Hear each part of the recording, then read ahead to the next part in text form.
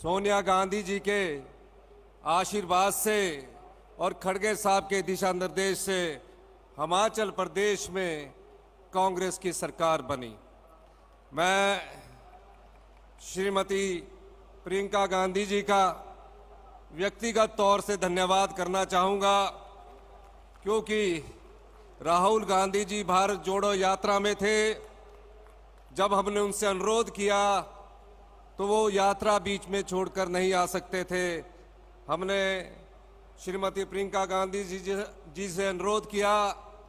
प्रियंका जी ने कहा, मैंने कहा, हमारे सभी कांग्रेस जनरल, जिसमें प्रदेश की अध्यक्षा भी थी, सबने श्रीमती प्रियंका गांधी जी से अनुरोध किया कि आपका पूरे हिंदुस्तान में कहीं कोई घर नहीं है, आपका हिमाचल प्रदेश की राजधानी शिमला में घर है। आप कृपया करके इस चुनाव प्रचार में हमें दिशा दीजिए। उसके लिए मैं आपका धन्यवाद करता हूं कि आपने जिस प्रकार से हमारे चुनाव प्रचार की कमान संभाली, हिमाचल प्रदेश में कांग्रेस पार्टी की सरकार बनाई गई, उसमें मुख्य श्रेय श्रीमती प्रियंका गांधी जी का भी है। क्योंकि हिमाचल प्रदेश छोटा राज्य है, इसकी जीत बड़ी है।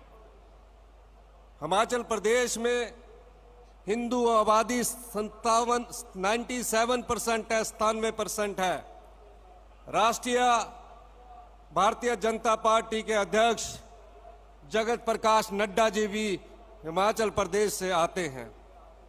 हमने जब ये देखा, एक रणनीति बनी कि किस प्रकार जो हिंदू विचारधारा का प्रतिनिधित्व करने वाली पार्टी भारतीय जनता पार्टी है, उसको इसी प्रदेश में किस प्रकार से हमें चुनावों में शिरकत देनी है।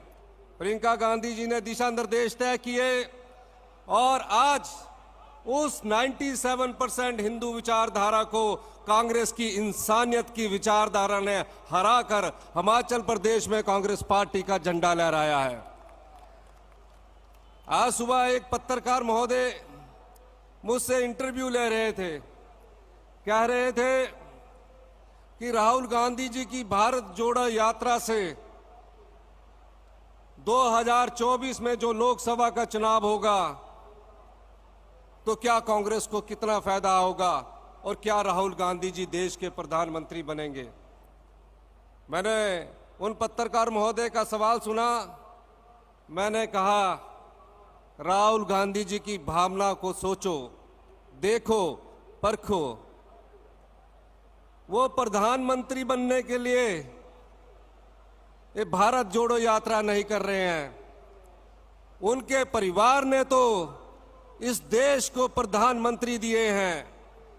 और जब राहुल गांधी जी अगर प्रधानमंत्री बनना चाहते तो 2009 में जब श्री मनमोहन सिंह जी ने, डॉक्टर मनमोहन सिंह जी ने उनसे कहा था, आप आइए और आप प्रधानमंत्री की कुर्सी का पद संभालिए, तो उन्होंने कहा, नहीं, मैं प्रधानमंत्री का कुर्सी का पद नहीं संभालूंगा, मैं कांग्रेस पार्टी की सेवा करूंगा। ये तो वो परिवार है। जब सोनिया गांधी जी को दिल्ली के सेंट्रल हॉल में लाखों एमपी संसद सदस्य कह रहे थे कि आप उठिए, देश के प्रधानमंत्री की कमान संभालिए, उस समय सोनिया गांधी जी ने सिर्फ ये कहा कि मुझे एक रात सोचने का वक्त दीजिए। देश का सबसे बड़ा लोकतंत्र और उस देश की प्रधानमंत्री का जो उनको सहयोग था कि मुझे प्रधानमंत्री बनना चाहिए, नहीं बनना चाहिए, आप याद कीजिए कि उस रात मैडम सोनिया गांधी के मन में किस प्रकार के विचार आ रहे होंगे। क्या मैं इस देश की प्रधानमंत्री बनूं? लेकिन अगले दिन आकर उन्होंने बड़ी विनम्रता से कहा कि मैं इस देश के सभी सांसद सदस्यों का सम्मान करती हूं, मैं हिंदुस्तान के कांग्रेस कार्यकर्ताओं और आम जन की भावनाओं का सम्मान करती हूं, मैं इस प्रधानमंत्री के पद का त्याग करती हूं, मैं कांग्रेस पार्टी की अध्यक्षा के रूप में इस देश की सेवा करूंगा। तो जो लोग ये सोचते हैं कि सिर्फ कांग्रेस पार्टी सत्ता हासिल करने के लिए, सत्ता में रहने के लिए आंदोलन करती है, यात्राएं करती है, राहुल गांधी जी उसके प्रेरणा स्रोत है। क्या जरूरत पड़ी थी राहुल गांधी जी को कि 3,500 किलोमीटर की यात्रा वो कन्याकुमारी से कश्मीर तक करे। आज जब हम पक्की सड़क पर चलते हैं तो 10 किलोमीटर बाद भी पैरों में छाले पड़ जाते हैं, चलने की क्षमता खो जाती है। वो तो देश के प्रधानमंत्री के बेटे थे। वो देश के पूर्व प्रधानमंत्री श्रीमती इंदिरा गांधी के पोते थे। क्या जरूरत पड़ी, क्यों चले वो अगर देश के प्रधानमंत्री बनना चाहते तो 2009 में बन जाते। नहीं, उनकी भावना और उनकी सोच को हम सब कांग्रेस सलाम करते हैं कि उनके मन में सोच आई कि इस समाज में इंसानियत कमजोर होती जा रही है, हिंदुस्तान के समाज में भाईचारा कमजोर होता जा रहा है। तो मैं उस परिवार से आता हूं जिस परिवार ने देश की सेवा को सर्वोपरि रखा है, देश के लिए कुर्बानी होने के लिए सर्वोपरि रखा है। तो मुझे मुख्य विपक्षी पार्टी होने के नाते मुझे इस जिम्मेवारी को निभाना चाहिए। और उन्होंने कश्मीर से कन्याकुमारी तक 3,500 किलोमीटर की पद यात्रा की चली। मैं राहुल गांधी जी की भावना की इस बात के भी लिए कदर करता हूं कि मैं एक सामान्य कार्यकर्ता हूं। एनएसयूआई की राजनीतिक जीवन से आगे आया। राजीव गांधी जी ने मुझे एनएसयूआई का राज्याध्यक्ष बनाया और जब हमें राज्याध्यक्ष बनाया उस समय देश के युवाओं को एनएसयूआई की मांग पर, राष्ट्रीय छात्र संगठन की मांग पर, इस लोकतंत्र की मजबूती के लिए 18 साल का वोट देने का अधिकार राजीव गांधी ने इस देश के युवाओं को दिया। ये क्यों दिया? ताकि देश का लोकतंत्र मजबूत हो। उसी समय इस देश की राजनीति में एक महत्वपूर्ण परिवर्तन आया, जहां महिलाएं, उस समय के जो नेता है यहां मंच पर बैठे होंगे, लंबा घूंघट पहने रहती थी। राजीव गांधी जी ने 73वां और 74वां संशोधन करके महिलाओं को पहले उसमें 73वें और 74वें संशोधन के माध्यम से 33% का आरक्षण किसी पार्टी की नेता और किसी पार्टी के नेता ने दिया, वो राजीव गांधी जी थे। उसके बाद श्रीमती सोनिया गांधी जी के अथक प्रयासों से पंचायती राज संस्थाओं में आज महिलाओं को 50% का आरक्षण किसी पार्टी की सरकार ने दिया। वो डॉक्टर मनमोहन सिंह जी की सरकार थी, श्रीमती सोनिया गांधी जी की सरकार थी। ये बदलाव समाज में परिवर्तन के बदलाव है। ये बदलाव इस देश में नई सोच का बदलाव है। मैं अंत में सिर्फ इतना कहना चाहता हूं, आज एक सामान्य परिवार से राजनीति करके मैं मुख्यमंत्री की कुर्सी पर पहुंचा।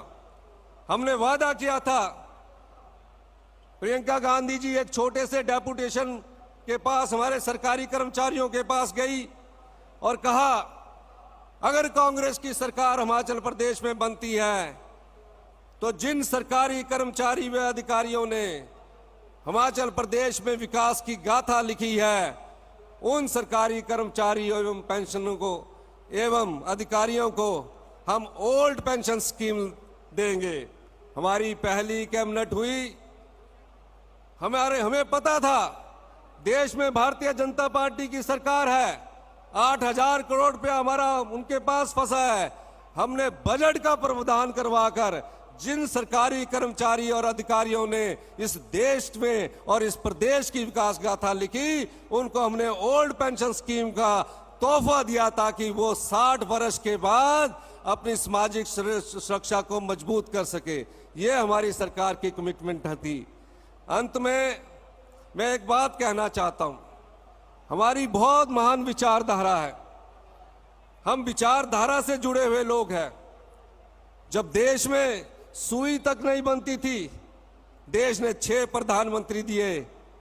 इस देश में जब देश आजाद हुआ, सुई तक नहीं बनती थी और पंडित जवाहरलाल नेहरू जी की सोच से बड़े बड़े बांध, बड़े भाखड़ा बांध उसका सबसे बड़ा सबूत है। जब हम कांग्रेस पार्टी की विचारधारा की बात करते हैं और सामने रहने वाली भारतीय जनता पार्टी की विचारधारा को देखें, जहां देश को बनाने की जरूरत पड़ी, कांग्रेस पार्टी के नेताओं ने बलिदान दिया। कांग्रेस पार्टी ने देश की एकता और अखंडता के लिए अपने प्राणों का बलिदान दिया। श्रीमती इंदिरा गांधी ने एक सुबह का नाश्ता करके जब वो घर की चौखट से बाहर निकली, उन्हें ज्ञान भी नहीं होगा कि देश के आतंकवादी उनके छाती में 36 गोलियां दाग देंगे। उनके मुंह से सिर्फ एक शब्द निकला, जय हिंद। राजीव गांधी जी देश की राजनीति में नहीं आना चाहते थे, उन्हें कांग्रेस जनों ने देश की राजनीति में लाया।